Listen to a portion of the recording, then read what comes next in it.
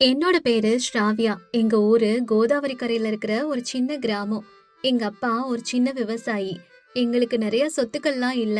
ஆனாலும் எங்க குடும்பத்துல அன்பு அக்கறைக்கு குறைவே இல்ல. என் அக்காவோட பேரு அனுராதா. அவ பாக்குறதுக்கு ரொம்ப அழகா இருப்பா.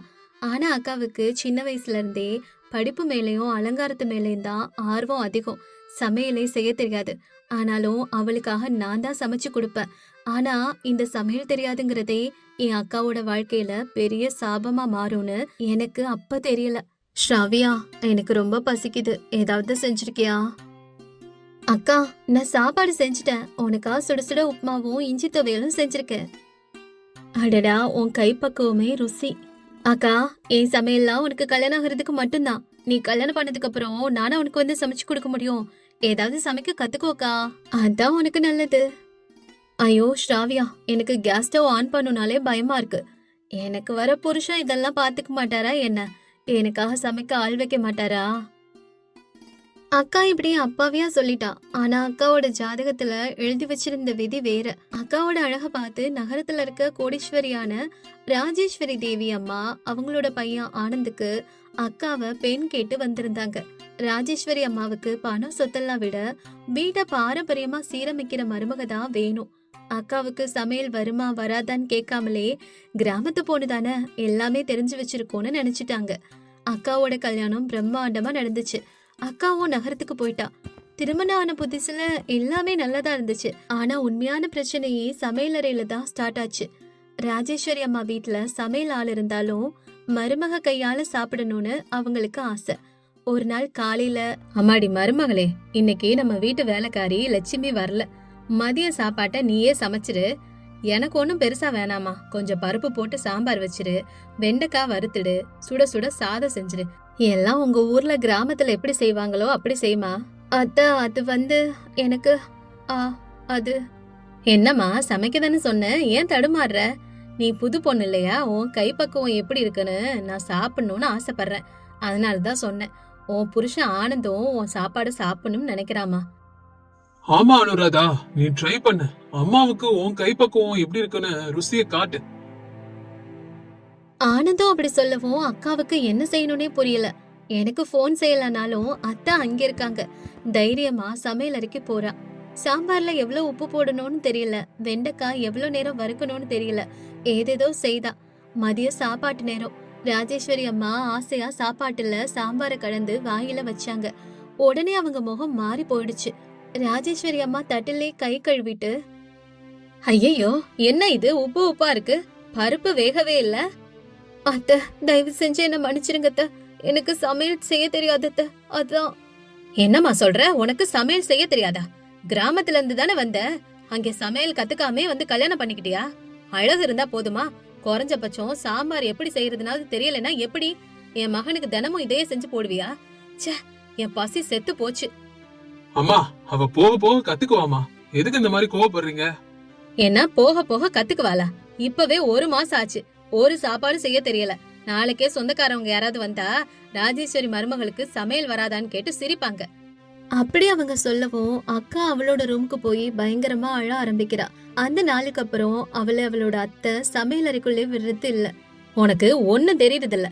இதுக்கப்புறம் லட்சுமியே சமையல் எல்லாம் செய்வா. நீ அவளுக்கு காய்கறிகளை மட்டும் வெட்டி கொடு, அது போதும். அப்படி அவளை அவமானப்படுத்துற மாதிரி பேசிடுறாங்க. அக்கா அந்த வீட்ல ஒரு வேலைக்காரிக்கு உதவி செய்யற அளவுக்கு மாறி போயிட்டா. கொஞ்ச நாளைக்கு அப்புறம் நான் அக்காவை பாக்குறதுக்காக நகரத்துக்கு போனேன். அக்கா இருக்கிற வீட்டை பார்த்து எனக்கு தலைய சுத்திடுச்சு. அவ்வளோ பெரிய பங்களா, விலை உயர்ந்த கார்கள் எல்லாம் இருக்கு. அக்கா மகாராணி மாதிரி இருப்பான்னு நினைச்சேன். ஆனா அக்கா கண்ணுல சந்தோஷம் இல்ல. சமையலறையில அக்கா காய்கறிகளை வெட்டிட்டு இருந்தா. வேலைக்காரி லட்சுமி ஸ்டவ்ல சமைச்சுக்கிட்டு அக்காவை அதிகாரம் பண்ணிட்டு இருந்தா. ராஜேஸ்வரி அம்மா ஹால்ல உட்காந்து டிவி பாத்துட்டு இருந்தாங்க. ஸ்ரவ்யா, பாபா எப்படி இருக்க? என்னக்கா இது? நீ உட்காந்து காய்கறி வெட்டிட்டு இருக்க, உன் வீட்டு வேலைக்காரி சமையல் பண்ணிட்டு இருக்கா. ஸ்ரவ்யா, சத்தமா பேசாத, அத்தைக்கு கேட்டுற போது. எனக்கு சமையல் தெரியாதுன்னு அவங்களுக்கு தெரிஞ்சிருச்சு. அதனால அவங்க ரொம்ப கோபப்பட்டுட்டாங்க.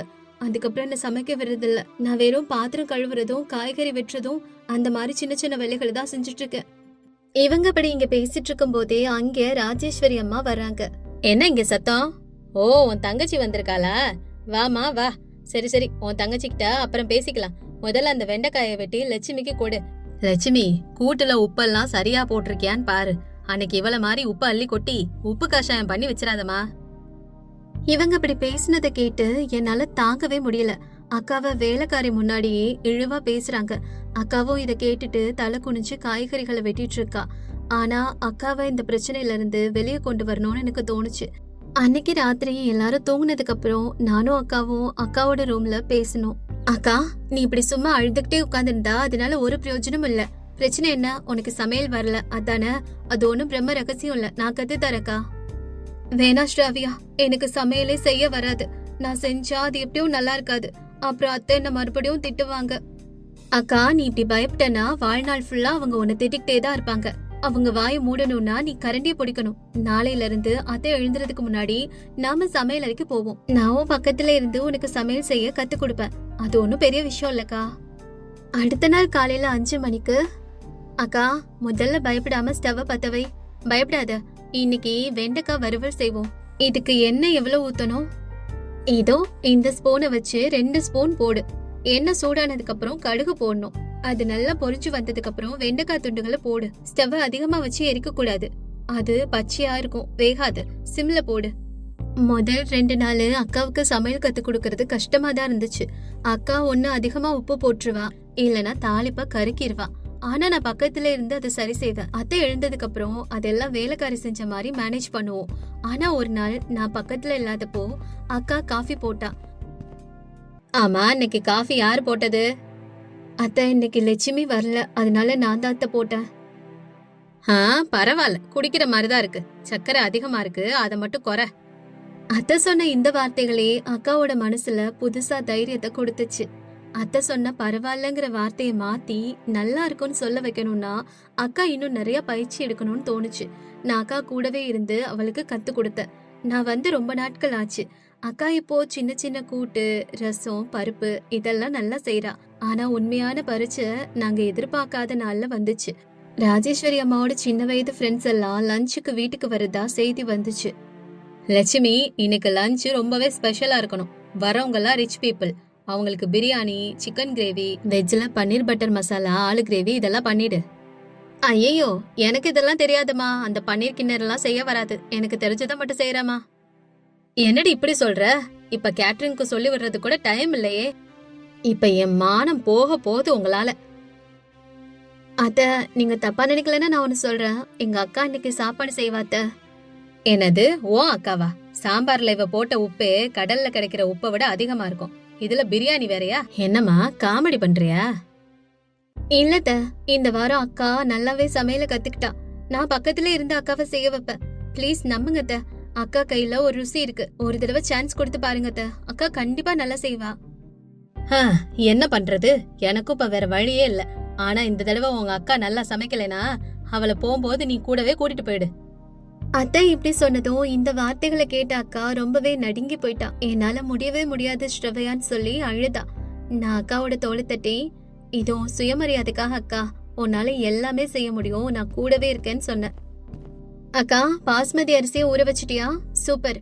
வெங்காயம் பிரவுன் கலர்ல வர வரைக்கும் நீ வறுக்கணும். அப்பதான் பிரியாணிக்கு ருசியா இருக்கும். மசாலா தூள் எல்லாம் அரைக்கணும்க்கா. ஸ்ரவையா, பன்னீர் கூட்டுல உப்பு சரியா இருக்கான்னு பாருடி. பர்ஃபெக்ட் அக்கா. கொஞ்சம் கஸ்தூரி மெத்திய போடு, வாசனை பயங்கரமா இருக்கும். ஆலு ஃப்ரை நல்லா கிறிஸ்பியா வரணும்னா மூடி போட்டு வைக்காதக்கா. அக்காவுக்கு என்னைக்குமே இல்லாத ஒரு புது எனர்ஜி அன்னைக்கு வந்துச்சு. அத்தை முன்னாடி எப்படியாவது நல்ல பேர் வாங்கணுங்கிற உறுதி அவ சமையல்ல தெரிஞ்சது. அவளோட சமையல் வாசனை அந்த சமையலறை முழுசா பரவி கிடந்துச்சு. பிரியாணி செய்யறப்ப வர வாசனை ஹால்ல இருந்த ராஜேஸ்வரி அத்தைக்கும் போச்சு.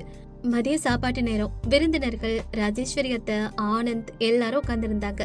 நானும் அக்காவும் அவங்க எல்லாருக்கும் பரிமாறணும். ராஜி, உங்க வீட்டுக்கு வந்ததே ஏதோ ரெஸ்டாரண்ட்டுக்கு வந்த ஃபீல கொடுக்குது. அப்படி ஒரு அருமையான வாசனை. அடடா, பிரியாணி என்ன இவ்ளோ எக்ஸலண்டா இருக்கு. அரிசி அப்படியே உதிரி உதிரியா இருக்கு. மசாலாவும் ரொம்ப அதிகமா இல்ல. அப்படியே 5 ஸ்டார் ஹோட்டல்ல சாப்பிட்ட மாதிரி ஃபீல் கொடுக்குது. ஆஹா, இந்த பன்னீர் கூட்டு ரொம்ப அருமையா இருக்கு. சமைச்ச உங்க வேலைக்காரம்மா கைக்கு ஒரு தங்க வலையிலே போடலாம் போல இருக்கு. பேஷ் பேஷ், ரொம்ப அருமை அருமை. இந்த சாப்பாடு எங்க வீட்டு வேலைக்காரம்மா செய்யல. அப்படியா? அப்ப யார் செஞ்சாங்க ராஜி? உனக்கு தான் சமைக்க தெரியாதே. இந்த சாப்பாடெல்லாம் செஞ்சது என் மருமக அனுராதா. அத்தா அது வந்து அனுராதா உண்மையா சமையல் இன்னைக்கு ரொம்ப அருமையா செஞ்சிருக்க. முக்கியமா அந்த ஆலு ஃப்ரை. எங்க ஆனந்துக்கு சின்ன வயசுல அவனோட அம்மா இப்படிதான் செஞ்சு கொடுப்பாங்க. உன் கையில நல்ல ருசி இருக்கு. அதுக்கப்புறம் கொஞ்ச நேரத்திலே வந்திருந்தவங்க எல்லாம் ஆனந்தமா சாப்பிட்டுட்டு கிளம்பிட்டாங்க. என்னம்மா எப்படி இருந்துச்சு என் பொண்டாட்டி சமையல்? நான் அன்னைக்கே சொன்னேன்ல அவ சீக்கிரம் கத்துக்குவான்னு. ஆமாடா, தப்புதான். நான் தான் இத்தனை நாளும் அவளை தப்பா நினைச்சிட்டு இருந்திருக்கேன். இதுக்கு பின்னாடி அவளோட தங்கச்சியோட உழைப்பும் இருக்கு. அக்காவுக்கு தைரியம் சொல்லி பக்கத்துல இருந்து கத்து கொடுத்திருக்கா. இன்னைக்கு இத்தனை பாராட்டுக்கும் நீங்க 2 பேரும் தாமா காரணம். அத்தை இப்படி சொன்னதும் அக்கா அழ ஆரம்பிக்கிறா. ஆனா இது வேதனையால வந்த கண்ணீர் இல்ல, ஆனந்தத்தால வந்த ஆனந்த கண்ணீர். இப்ப அத்தை, அம்மாடி அனுராதா, உன்னை இதுவரைக்கும் சமைக்கவே விடலைன்னு வருத்தப்படாத. இதுக்கப்புறம் சமையலற ஓ ராஜ்யம். உனக்கு பிடிச்ச மாதிரி உனக்கு என்னெல்லாம் தோணுதோ அதெல்லாம் எங்களுக்கு சமைச்சு கொடு. ஆனா அப்பப்ப அந்த சாம்பார்ல மட்டும் உப்பு போடும் போது உன் தங்கச்சிய கேட்டுக்கமா. அப்படி சொல்லவும் அங்கிருந்து எல்லாரும் சிரிக்கிறாங்க. அன்னையில இருந்து அக்காவோட தன்னம்பிக்கை அதிகமாச்சு. கொஞ்சம் கொஞ்சமா சமையல கத்துக்கிட்டு இன்னைக்கு அக்கா வெரைட்டியா செய்ய ஆரம்பிச்சுட்டா. பண்டிகை வந்தாலும் சரி, ஏதாவது ஃபங்க்ஷன் இருந்தாலும் சரி, அனுராதா கையால தான் சமையல் இருக்கணும்னு எல்லாருமே கேக்குற அளவுக்கு அக்கா பயங்கர செஃப் ஆயிட்டா. இதை விட தங்கச்சியா எனக்கு வேற என்ன பெருமை இருக்க போகுது? அதான் கத்துக்கணும்னு ஒருத்தருக்கு ஆர்வம் இருந்து கத்து கொடுக்கறதுக்கும் ஊக்கம் கொடுக்கறதுக்கும் ஒருத்தர் கூடவே இருந்தா யார் வேணாலும் ஜெயிக்கலாம். அதுக்கு எங்க அக்கா தான் எடுத்துக்காட்டு. ஒரு கிராமத்துல குளத்துக்கு பக்கத்துல ராமையா லட்சுமம்மாங்கிறவங்களோட வீடு இருக்குது. அவங்களோட பையன் பேரு குமார். குமாருக்கு கொஞ்ச நாள் முன்னாலதான் கல்யாணம் ஆச்சு. மருமக பேரு ஹாரிகா. அவ ஒரு பணக்கார குடும்பத்தை சேர்ந்த பொண்ணு. ராமையா கிட்டயும் லட்சுமம்மா கிட்டயும் அவங்களுக்கு தேவையான பணம் இருந்தாலும் அவங்க 2 பேரும் எப்பவுமே கஞ்சத்தனமா தான் இருப்பாங்க. அப்படி ஒரு நாள், அம்மா ஹாரிகா, தண்ணி இல்ல வீட்ல, அந்த குளத்துக்கு போய் ஒரு 4 குடம் தண்ணி எடுத்துட்டு வாமா. என்னது சொல்றீங்க? தண்ணி எடுக்க குளத்துக்கு போகணுமா? மோட்டார் போட்டா தண்ணி வருமே. மோட்டார் போட்டு தண்ணி எடுத்தா அதுக்கெல்லாம் கரண்ட் பில் கட்டணுமா? நீ போய் எடுத்துக்கிட்டு வா, குளம் பக்கத்துல தானே இருக்கு. சரிங்க அத்தை. இதுக்கப்புறம் எப்ப தண்ணி எடுக்கணும்னாலும் நீ குளத்துல தான் போய் எடுத்துட்டு வரணும், சரியா? சரிங்க அத்தை, எடுத்துட்டு வர. அப்படி சொல்லிட்டு குடத்தை எடுத்துக்கிட்டு ஹாரிகா குளத்துக்கு போறா. அங்க போனதுக்கு அப்புறம், ஐயோ இந்த தண்ணி என்ன இவ்ளோ குளிரா இருக்கு, இதுல இறங்குனா உறைஞ்சு போயிடுவோமே, என்னால எல்லாம் முடியாது, நான் திருப்பி அப்படியே போயிடுறேன் அப்படி நினைச்சு காலி குடத்தை எடுத்துக்கிட்டே வீட்டுக்கு வந்துடுறா ஹாரிகா. என்ன பொண்ணுமா நீ, தண்ணி எடுத்துட்டு வர சொன்னா அப்படியே காலி குடத்தோட வந்திருக்க? ஐயோ அத்தை, அந்த தண்ணி ரொம்ப குளிரா இருக்கு, என்னால இங்க தண்ணி எடுக்க முடியாது. சரியான ஆளுதான் நீ. இப்பவே இப்படி சொன்னா நாளைக்கு குளிர்காலம் வந்ததுக்கு அப்புறம் எப்படி இருப்ப? அத்தை, அந்த தண்ணி ரொம்ப குளிரா இருக்கு, என்னால எடுக்க முடியாது அத்தை. முடியாதுன்னா சொல்லக்கூடாது பொண்ணு, இங்க நான் சொல்றதுதான் கேட்கணும். எதுவும் பேசாம போய் தண்ணி எடுத்துட்டு வா, போ. லட்சுமம்மா அப்படி சொன்னதும் ஹாரிகா நடுங்கினபடியே போய் தண்ணி எடுத்துக்கிட்டு வரா. அன்னைக்கு நைட்டு அப்படியே நடுங்கிக்கிட்டே இருக்கிறா. ஹாரிகா, உனக்கு என்னாச்சு? ஏன் இப்படி நடுங்குற? குமார், என்னாச்சுன்னா அது வந்து என்னாச்சு? ரொம்ப குளிருது, பேச முடியல குமார். அடடா, சரி சரி, நீ முதல்ல போர்வை போர்த்திட்டு நல்லா தூங்கு, காலையில பேசிக்கலாம், சரியா? குமார் அப்படி சொன்னதும் ஹாரிகா தூங்குறா. அடுத்த நாள் காலையில ஊருக்கு போன ராமையா வீட்டுக்கு திரும்பி வர்றார். என்னடி, நான் ஊருக்கு போய் 2 நாள் ஆச்சு, எப்படி போச்சுங்க? சந்தோஷமா இருந்தியா என்ன? வாங்க, அதெல்லாம் நல்லதா போச்சு. எங்க நம்ம புது மருமக வெளியே வர்றதில்ல போல? ஒரு நாள் வேலை செஞ்சதுக்கே உடம்பு சரியில்லைன்னு படுத்துட்டா. இந்த காலத்து பிள்ளைகளுக்கு வேலைனாவே பிடிக்க மாட்டேங்குது, என்னத்த சொல்றது? லட்சுமம்மா இப்படி சொல்லிக்கிட்டே இருக்கும் போதே அங்கே ஹாரிகா வர்றா. அதெல்லாம் ஒண்ணும் இல்லத்த, எனக்கு கொஞ்சம் குளிரா இருந்தது, அதான் படுத்திருந்த. ஆமாமா, வேலை செய்ய சொன்னா ஒரு சாக்க சொல்லிடுறது. எனக்கு இந்த மாதிரியான வேலைகள் பார்த்து பழக்கம் இல்லத்த. மருமகளே, அதெல்லாம் ஒண்ணும் பிரச்சனை இல்லம்மா, உன் அத்தை ஏதாவது இப்படித்தான் சொல்லிட்டு இருப்பா. நீ மெதுவா கத்துக்க எல்லா வேலையும், ஒண்ணுமே கவலைப்படாத. என்ன பேசுறீங்க? இப்ப நான் கெட்டவன், நீங்க எல்லாம் நல்லவங்க, அப்படித்தானே? அப்படி சொல்லிட்டு லட்சுமம்மா கோபத்தோட அங்கிருந்து கிளம்பிடுறாங்க. அப்படியே நாட்கள் போகுது. அங்க வேலைகள்லாம் செய்யறதுக்கு ஹாரிகாவுக்கு ரொம்பவே கஷ்டமா இருக்கு. அதோட குளிர்காலமும் வந்துடுது. குமார், எனக்கு ரொம்ப குளிரா இருக்கு. இதுவே ரொம்ப குளிரா? அப்படி ஒண்ணும் தெரியலையே. இல்ல குமார், என்னால நார்மலாவே குளிர் தாங்க முடியாது. இப்ப குளிர்காலம் வேற வந்துருச்சே. சரி சரி, ஃபீல் பண்ணாத, பழகிடு போக போக. எனக்கு கம்பளி போர்வை தரியா? கம்பளி போர்வையா? அது இல்லையே. குமார், நான் போன தடவை குளிர்ன்னு சொல்லும் போது கொடுத்தியே, அந்த போர்வை தான். ஓ, அந்த போர்வை சொல்றியா? அது அப்பாவோட பெட்ஷீட். அது அப்பா மட்டும்தான் யூஸ் பண்ணுவாரு. அவர் இன்னைக்கு ஊருக்கு போனதுனால உனக்கு கொடுத்தேன். குமார் அப்படி சொன்னதும் ஹாரிகா நடுங்கினபடியே தூங்குறா. அடுத்த நாள் காலையில லட்சுமம்மா ஹாரிகாவை தூக்கத்துல இருந்து எழுப்புறாங்க. ஹாரிகா எழுந்துரு, டைம் ஆயிடுச்சு. அத்தை, டைம் ஆயிடுச்சா? இன்னும் 5 மணி கூட ஆகல அத்தை, அதுக்குள்ள எழுப்புறீங்க? இது கார்த்திகை மாசம். காலையில சீக்கிரமா எழுந்து தலைக்கு குளிச்சு சாமிக்கு விளக்கு ஏத்தணும். வீட்டுல உனக்கு சொல்லி கொடுக்கலையா இதெல்லாம்? சரிங்க அத்தை. குளிக்கிறதுக்கு சுடுதண்ணி வேணும் அத்தை. என்னம்மா, சுடுதண்ணி மட்டும் போதுமா, இல்ல உன் ட்ரெஸ் எல்லாம் அயன் பண்ணி தரவா? இல்ல அத்தை, இந்த குளிர் நேரத்துல என்னால இந்த பச்சை தண்ணியில குளிக்க முடியாது அத்தை, அதான் கேட்டேன். எங்களுக்கு சுடுதண்ணில குளிக்கிறதுலாம் பழக்கம் இல்ல, நான் சொன்னதை செய். லட்சுமம்மா இப்படி சொல்லிட்டு போனதுக்கு அப்புறம் ஹாரிகா என்ன பண்றதுன்னு தெரியாம பச்சை தண்ணியில குளிக்கிறா. அந்த குளிர அவனால தாங்கவே முடியல. அவ கை கால்லாம் நடுங்குது. அப்ப அவ மனசுக்குள்ள, ஐயோ கடவுளே, இந்த குளிர் என்ன எனக்கு உயிர் போற மாதிரி இருக்கு. இவ்வளவு நேரம் தண்ணிக்குள்ள நின்னு குளிச்சுட்டே இருந்தா குளிர் வரதா செய்யும். சீக்கிரம் தலையை துவட்டிட்டு வாமா இங்க. அத்தா, எனக்கு ரொம்ப குளிரா இருக்கு, சூடா ஒரு கப் டீ தரீங்களா? என்ன டீயா? இன்னும் பால் கொண்டு வரல. நேத்து வச்ச மோர் தான் ஃப்ரிட்ஜ்ல இருக்கு, அத வேணா எடுத்துட்டு வரவா? குடிக்கிறியா நீ? அத்தை, எனக்கு ரொம்ப குளிருது அத்தை. என்னம்மா நீ, இந்த குளிரையே தாங்க முடியலன்னா என்ன பொண்ணு நீ? சீக்கிரம் வா, பூஜை பண்ணணும். அத்தை, கொஞ்ச நேரம் அடுப்பு கிட்ட உட்கார்ந்து இருந்துட்டு வர அத்தை. சரி சரி, சீக்கிரம் வாமா. இப்ப ஹாரிகா அடுப்பு பக்கத்துல போய் கொஞ்ச நேரம் உட்கார்றா. அப்ப அந்த புகையால அவளுக்கு கண்ணு எரியுது. ஐயோ, எவ்வளவு புகை, எவ்வளவு குளிர், என்னால இது எதையுமே தாங்க முடியலையே. கடவுளே, என்ன இதெல்லாம்? ஹாரிகா, அங்க என்ன சும்மா உட்கார்ந்துட்டு இருக்க? அரிசி எல்லாம் கழுவி அடுப்புல வச்சு சமைக்க ஆரம்பிமா. சரிங்க அத்தை. எல்லாத்துக்கும் சரின்னு சொன்னா மட்டும் போதாது, சீக்கிரமா வேலையை செய்ய ஆரம்பி. லட்சுமம்மா சொன்னதை கேட்டு ஹாரிகா அரிசியை கழுவுறா. அப்ப அந்த தண்ணியில பட்டு அவளோட கை உறைஞ்சு போயிடுது. அப்போ கைய தொடச்சிட்டு இருக்கா. இவ்வளவு நடுங்குற, என்னம்மா பொண்ணு நீ? சரியே இல்ல. இங்க கொஞ்சம் சூடா இருக்கும், சமையல் அறையிலே கொஞ்ச நேரத்துக்கு இரு. அத்தை, இங்க புகையா வருது, கண்ணு எரியுது அத்தை, என்னால தாங்க முடியல. இப்படி எல்லாத்துக்கும் ஒண்ணு சொல்லாம எல்லாத்தையும் பழகிக்கம்மா. என்ன நீ? அப்பா இங்க குமார் வரான். அம்மா, அவளை ஏன் தொந்தரவு பண்ற? அவளுக்கு ஏற்கனவே உடம்பு சரியில்லை, குளிர்னால ஜுரம் வந்துட போகுது. ஏண்டா, இந்த குளிருக்கு அவளுக்கு ஜுரம் வருதா? அதெல்லாம் ஒண்ணும் இல்ல, வேலை செய்யாம இருக்கிறதுக்கு அவ போற டிராமா. அத்தை, அப்படிலாம் இல்ல அத்தை, நான் வேணா எங்க வீட்டுக்கு போய் போர்வை ஹீட்டர் எல்லாம் எடுத்துட்டு வரேன் அத்தை. ஹீட்டர்லாம் ஒண்ணும் தேவையில்ல, அதை எடுத்துட்டு வந்தா இங்க கரண்ட் பில்லு தான் அதிகமாகும். அதுக்கப்புறம் போர்வை எல்லாம் இருக்கிறத வச்சு படுங்க. இங்க உங்க மாமனார் மட்டும்தான் போர்வை யூஸ் பண்ணுவாரு, நாங்க கூட போர்வையை யூஸ் பண்ண மாட்டோம், சரியா? அம்மா, ஹாரிகாக்கு கம்பளி போர்வை இருந்தா நல்லா இருக்கும். இவ என்ன வயசானவளா போர்வைய போத்தி தூங்க? இந்த வயசுல குளிர தாங்க பழகணும். அம்மா, அவனால குளிர தாங்க முடியல. இந்த குளிர் அவளுக்கு பழக்கம் இல்லைன்னு நினைக்கிறேன். அது சரி, உன் பொண்டாட்டி மேல அவ்வளவு அக்கறை இருந்தா நீ ஒரு போர்வை வாங்கிட்டு வந்து கொடு. லட்சுமம்மா இப்படி சொன்னதும் குமார் ஹாரிகாவை பாவமா பாக்குறான். திடு குமார், எனக்காக ஏன் நீ பேசிட்டு இருக்க?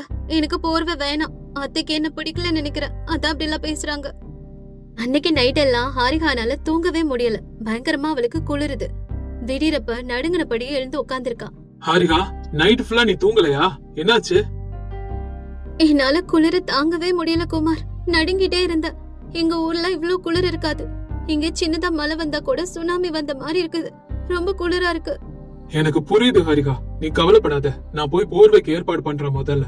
அப்படி சொல்லிட்டு குமார் கிளம்புறான். அப்ப ராமையா வெளியே வரண்டல உட்காந்து டீ குடிச்சிட்டு இருக்காரு. என்னப்பா குமாரு, இந்த நேரத்துல எங்கயோ வெளியே கிளம்புற போல? ஹாரிகாவுக்கு நான் போய் போர்வை வாங்கிட்டு வரேன்ப்பா. அவனால குளிர் தாங்க முடியாம ரொம்ப கஷ்டப்படுறா. ரொம்ப நல்லதுப்பா, நீ போய் வாங்கிட்டு வா.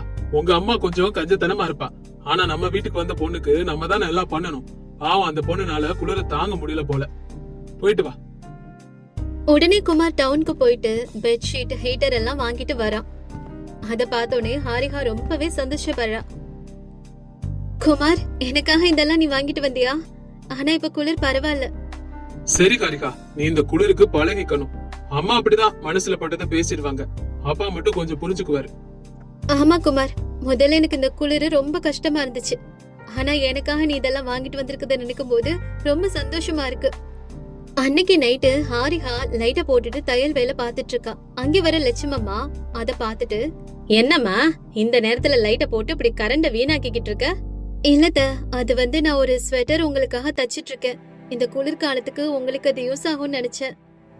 இத கேட்டதும் லட்சுமம்மா கொஞ்ச நேரம் அமைதியா இருக்காங்க. எனக்கு ஸ்வெட்டரா? எனக்கு இந்த குளிர்லாம் பழகி போச்சுமா. ஆனா அத்த, இந்த குளிர் என்ன மாதிரி உங்களுக்கும் கஷ்டத்தை தான் கொடுக்கும். அதையே நீங்க தாங்கிக்கணும். ஹாரிகா சொன்னதை கேட்டு லட்சுமம்மா அங்கிருந்து உடனே கிளம்பிடுறாங்க. அடுத்த நாள் காலையில ஹாரிகாவுக்கு ஒரு போர்வை எடுத்துட்டு வந்து குடுக்கறாங்க. ஹாரிகா, இது கம்பளி போர்வை, நீ போர்த்திக்கோ, உனக்கு குளிருக்கு நல்லா இருக்கும். அத்த, நீங்க எனக்கு போர்வை கொடுப்பீங்கன்னு நினைச்சே பாக்கல. உன்ன நான் கஷ்டப்படுத்தினாலும் எனக்கும் குளிரும்னு நினைச்சு நீ எனக்கா ஸ்வெட்டர் ரெடி பண்ண பத்தியா? அந்த நல்ல மனசுதாமா என்ன மாத்திடுச்சு. இப்படி ஹாரிகாவை புரிஞ்சுக்கிட்ட லட்சுமம்மா அதுக்கப்புறம் அவளை ரொம்ப நல்லாவே பாத்துக்கிறாங்க. அந்த குளிர்காலத்துல அந்த வீட்ல இருக்கவங்களோட சிரிப்பு சத்தம் மட்டும்தான் அதுக்கப்புறம் கேக்குது.